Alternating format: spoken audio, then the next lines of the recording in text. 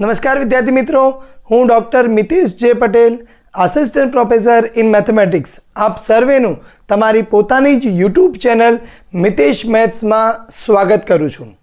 ગુજરાતી માધ્યમના વિદ્યાર્થીઓ માટે આપણે ભણી રહ્યા છીએ ધોરણ 10 ગણિત અને આજના લેક્ચરમાં આપણે યામ ભૂમિતિ એના ઉદાહરણ 8, 9 અને 10 જોવાના છીએ। તો ફટાફટ નોટબુક અને બોલપેન લઈ અને સાથે જોડાઈ જઈએ। ઉદાહરણ નંબર 8 જે પરીક્ષાની દ્રષ્ટિએ ખૂબ જ ઇમ્પોર્ટન્ટ છે।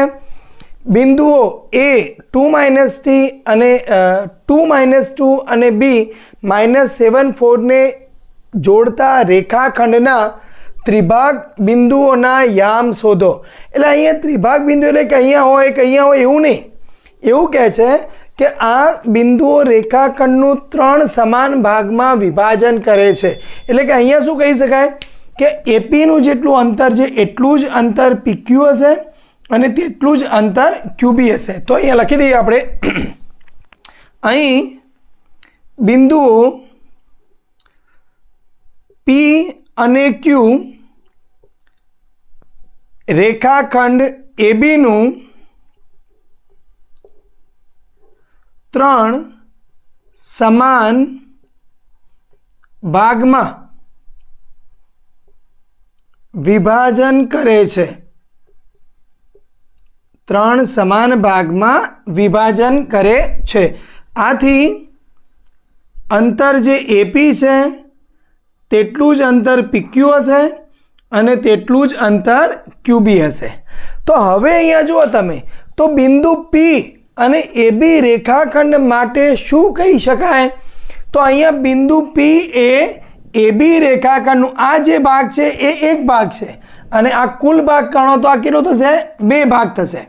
એટલે પી એ એબી રેખાખંડનું 1:2 ના ગુણોત્તરમાં વિભાજન કરે છે તેવું કહી શકાય। તો લખીએ અહીંયા, અહીં બિંદુ પી એ એબી રેખાખંડનું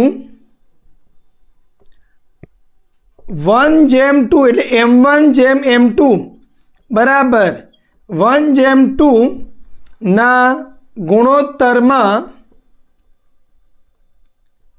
વિભાજન કરે છે। વિભાજન કરે છે એટલે હજી કદાચ તમારે એક સરળ બનાવવું હોય તો અહીંયા આ એના યામ આપણે જે સૂત્ર પ્રમાણે x1 y1 લખી દઈએ, બીના યામ સૂત્ર પ્રમાણે x2 y2 લખી દઈએ। તો હવે આપણે જે x યામ છે p, તો આના pના યામને હું જો xy કહી દેતો હોઉં તો x બરાબર શું થશે? આથી x બરાબર m1 x2 plus m2 x1 upon m1 plus m2 બરાબર, તો m1 એટલે 1, x2 કેટલા છે? -7, m2 એટલે 2, x1 કેટલા છે? 2 ભાગ્યા m1 પ્લસ m2 કરો એટલે 3 થશે।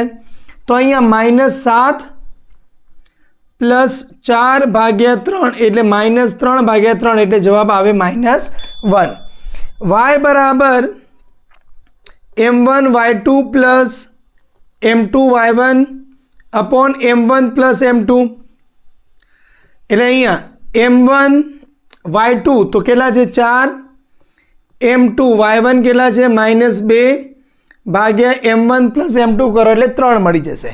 તો અહીંયા 4 -4 આ 4 અને 2 ગુણ્યા 2 એટલે -4 થશે, આ માઇનસ નિશાની છે તો ભાગ્યા 3 તો 0 આવી જશે। તો આપણે પીના યામ શું થઈ ગયા? આથી બિંદુ પીના યામ -1 0 મળે। હવે અહીંયા જુઓ, બિંદુ પી તમને મળી ગયું છે કે જેના યામ -1 0 થાય છે। શું હતું બિંદુ પી?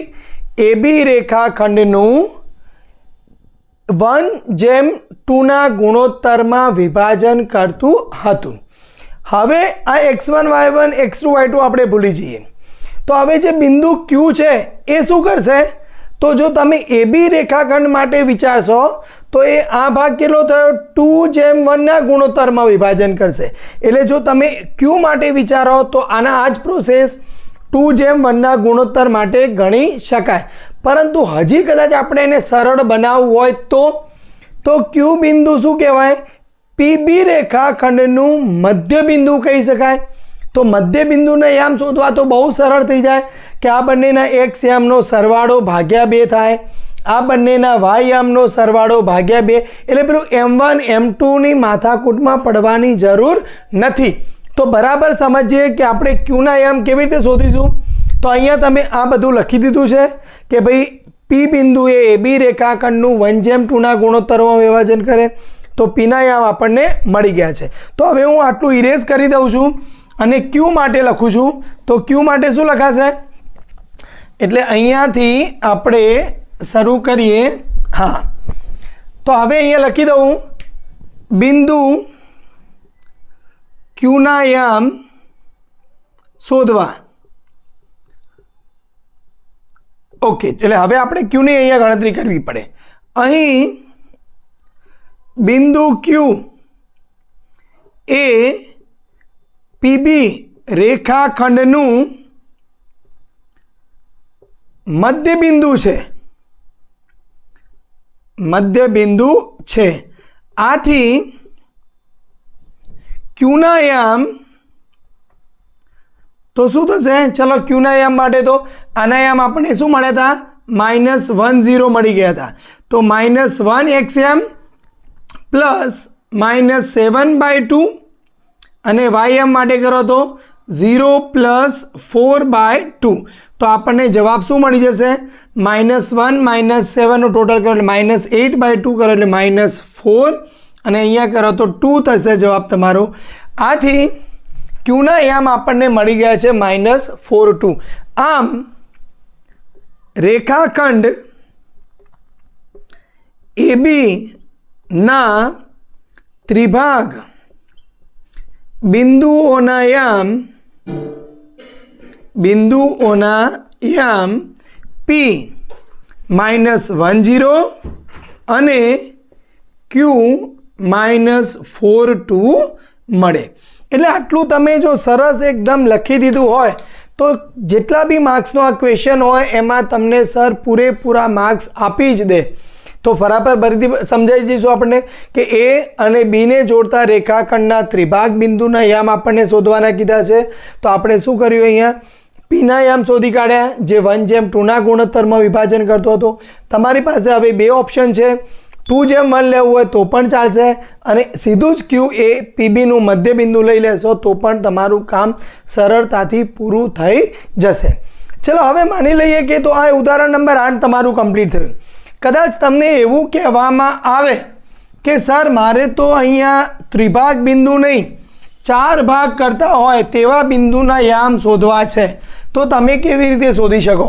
તો અહીંયા જો આપણે હું તમને સમજાવી દઉં કે ભાઈ આ બિંદુ તમારું એ છે, આ બિંદુ તમારું પી છે, હવે બી છે. હવે અહીંયા પી બિંદુ છે, ક્યુ બિંદુ છે, આર બિંદુ છે. એટલે 4 ભાગ જો કરતા હોય એ બી રેખાખંડના તો પહેલાં પીના યામ આપણે કેવી રીતે શોધીએ કે અહીંયા જે 1 ચલો કોણ બતાવશે? આ 1 2 અને 3 આ 3 ભાગ છે, અહીંયા એક ભાગ છે એટલે 1:3 ગુણોત્તરમાં વિભાજન કરે. ચલો હું ક્યુ અત્યારે હાલ નથી શોધતો, તમને પછી સમજાઈ જશે. ચલો આર માટે તમે શું કરશો કે ભાઈ આ કયા ગુણોત્તરમાં વિભાજન કરે? આ 1 2 3 તો આ 3:1 ગુણોત્તરમાં વિભાજન કરશે, શોધાઈ જાય. અને ક્યુને આપણે શું કહીશું? ભાઈ એબીનું મધ્ય બિંદુ છે, પીઆરનું પણ એ મધ્ય બિંદુ છે એટલે અહીંયા મધ્ય બિંદુનો ઉપયોગ કરાશે. બરાબર. હવે કદાચ કોઈકને એમ થાય કે સર મારે તો આ 1:3 3:1 નથી કરવું, સીધું જ મધ્ય બિંદુનો ઉપયોગ કરવો છે તો કેવી રીતે? તો અહીંયા તમને સમજાવી દઉં. તો ચલો આ એબી રેખાખંડ છે એનું ક્યુ મધ્ય બિંદુ કહી શકાય. આ બાજુ 2 ભાગ છે, આ બાજુ 2 ભાગ છે એટલે અર્ધમાં છે. તો ક્યુનો ઉપયોગ શું કરવાનો? મધ્ય બિંદુ તરીકે. તો આપણને મધ્ય બિંદુ તરીકેના યામ શોધી કાઢાય. માની લો કે ચલો આના યામ છે 1 7 અને અહીંયા યામ છે 9 14. બરાબર. તો હવે તમે શું કરો? 1 + 9 એટલે 10/2 કરો એટલે 5 મળે. પછી અહીંયા 7 + 14 એટલે ચલો હું આને 13 કહી દઉં તમને ઇઝી રહે. તો 7 + 13 કરો એટલે 20/2 કરો એટલે તમને 10 મળી જાય. ચલો હવે પી શું થશે? તો ભાઈ આ એક્યુનું મધ્યબિંદુ થઈ જશે. તો પણ આપણને સરળ થઈ ગયું. તો 1 + 5 કરો 6/2 કરો એટલે 3 મળી જાય. 7 + 10 કરો એટલે 17 17/2 બસ આમ અપૂર્ણ આપણે લખવાનું રહેશે, કંઈ વાંધો નહીં. ચલો આર માટે શું થશે? એ પણ ક્યુબીનું મધ્યબિંદુ છે. તો 5 + 9 કરો એટલે 14/2 કરો એટલે 7 થશે. 10 + 13 એટલે 23/2. તો જુઓ મેં કોઈ જાતની ગણતરી કરી જ નથી, ખાલી એક માત્ર રેખાખંડ ઉપરથી જ તમને ફટાફટ તમને યામ આપી દીધા. એટલે હવે બરાબર સમજવાનું છે આપણે કે જ્યારે તમને ત્રિભાગ બિંદુ કીધું છે તો મેં તમને સરસ સમજાવ્યું છે. મધ્યબિંદુનો ઉપયોગ કરશો તો તમારો દાખલો સરળ થઈ જશે અને ક્યાંય પણ તમારી મિસ્ટેક થશે નહીં. ઉદાહરણ નંબર 9. વાય અક્ષ એ બિંદુઓ 5 - 6 -1 - 4 ને જોડતા રેખાખંડનું કયા ગુણોત્તરમાં વિભાજન કરે છે? એટલે આપણે ગુણોત્તર શોધવાનો છે, તે શોધો અને છેદ બિંદુના યામ પણ મેળવો. એટલે ગુણોત્તર શોધ્યા પછી એ જે કયું બિંદુ છે એ બિંદુ પણ આપણે શોધવાનું છે. બહુ સરળ એક્ઝામ્પલ છે, તમને ખૂબ મજા આવશે. તો અહીંયા જો વાય અક્ષ પર વાય અક્ષ એ બિંદુઓ, તો આપણી જોડે આ બિંદુ જે છે એ 5 - 6 એને હું x1 y1 કહી દઉં. બિંદુ બી -1 - 4 છે જેને હું x2 y2 કહી દઉં. આ મેં અહીંયા ખાલી ટેમ્પરરી તમને સમજાય એટલા માટે જ ડ્રો કર્યું છે, તમારે ડ્રો કરવાની જરૂર નથી. શું લખીશું આપણે અહીં? ધારો કે વાય અક્ષ પરનું બિંદુ. હવે જો હંમેશા યાદ રાખીએ તો વાય અક્ષ પરનું બિંદુ કેવું હોય કે અહીંયા બિંદુ છે તો એનો એક્સ યામ હંમેશા શું હોય? આપણી પાસે 0 જ હોય. ધારો કે વાય અક્ષ પરનું બિંદુ 0y એ રેખાખંડ AB નું k/1 ના ગુણોત્તરમાં વિભાજન કરે છે. હવે અહીંયા જુઓ રેખાખંડ AB એટલે આપણે એ શું છે લખી દઈએ, જ્યાં એ x1 y1 બરાબર એ 5 - 6 અને બી x2 y2 બરાબર બી -1 - 4 છે. તો તમને સરસ સમજાઈ રહ્યું છે. એકલું દાખલો સોલ્વ કરવો ઇમ્પોર્ટન્ટ નથી, જોડે જોડે સરસ મજાનું મઠાડીને આપણે લખવું પણ પડશે. ધારો કે વાય અક્ષ પરનું બિંદુ એટલે અહીંયા જો તમારે બે ચલ શોધવાના છે. એક આ 0માં વાંધો નથી, વાય શોધવાનો છે અને રેખાખંડ એબીનું k/1 ના ગુણોત્તરમાં એટલે કે પણ આપણે શોધવાનો છે. તો અહીંયા જો આ 0નો ઉપયોગ કરીશું એટલે એનું એક્સ યામ જે 0 છે એ k/1 ના ગુણોત્તરમાં આ બંને માટે આપણે x1 x2 લઈ લઈશું તો આરામથી સોલ્વ થઈ જશે. આથી x બરાબર k x2 plus x1 upon k + 1 પરથી ચલો x યામ તમારો 0 છે તો k x2 કેટલું છે આપણી પાસે અહીંયા -1, x1 કેટલું છે આપણી પાસે 5 બાય k + 1 આપણને ખબર નથી કે શું છે એટલે k + 1. તો હવે જો k + 1 તો અહીંયા 0 થઈ જશે તો આપણી જોડે શું વધશે? 0 બરાબર -k + 5 એટલે સરસ મજાનું k બરાબર 5 આપણને મળી ગયું છે. તો આપણે શું લખી દઈશું? આથી વાય અક્ષ એ AB રેખાખંડનું 5/1 ના ગુણોત્તરમાં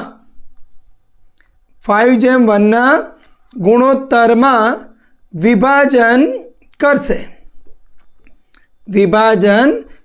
એટલે જો તમારે દોરવાની નથી પણ આ ભાગ 5 હશે અને આ ભાગ 1 હશે એટલે આ 5/1 ના ગુણોત્તરમાં વિભાજન કરશે. તો હવે એના યામ પણ શોધવાના છે. x યામ તો 0 છે જ આપણે શોધવાનું રહેશે માત્ર ને માત્ર વાયમ.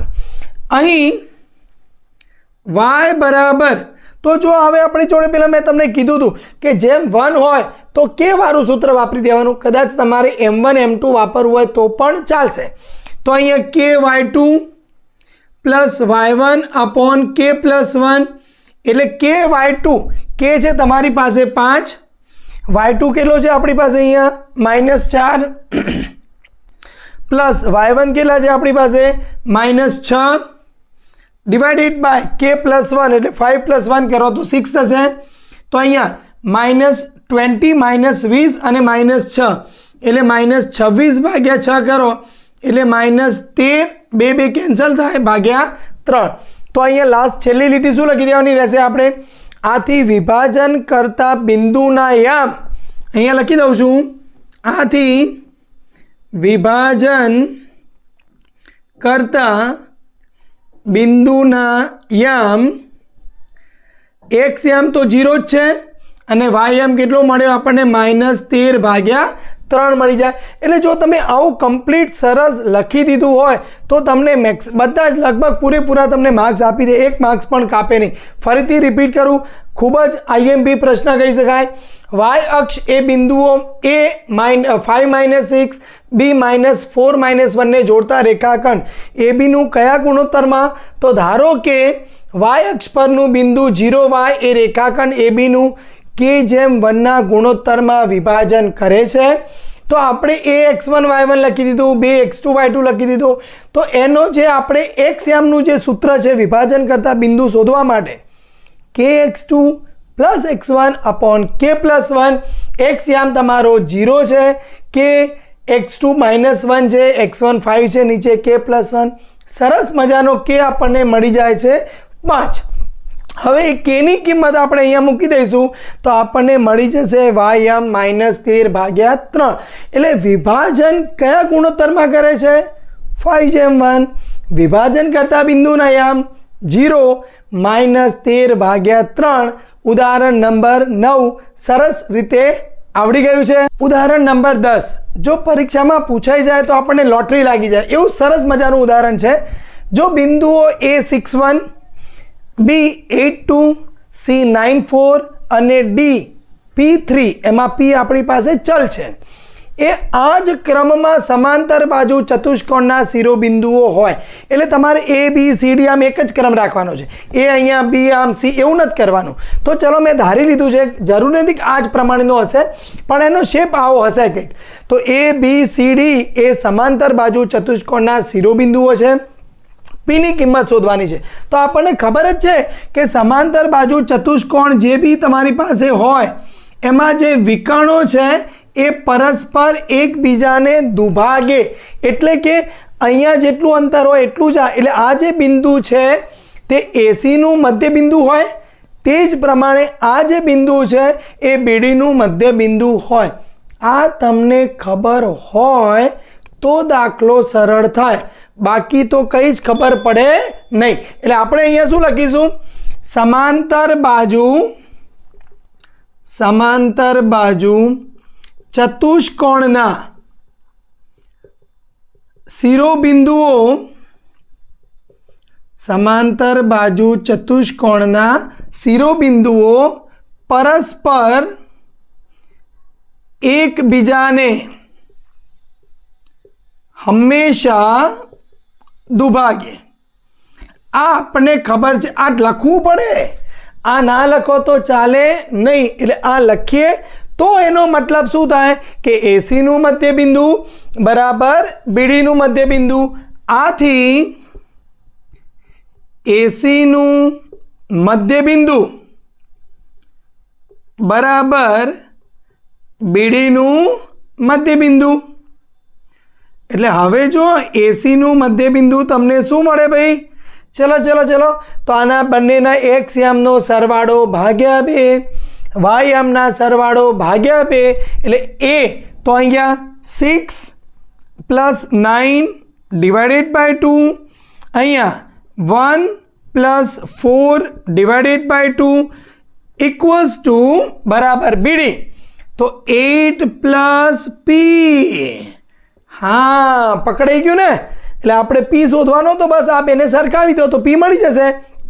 ચલો, એ જ પ્રમાણે અહીંયા 2 + 3/2.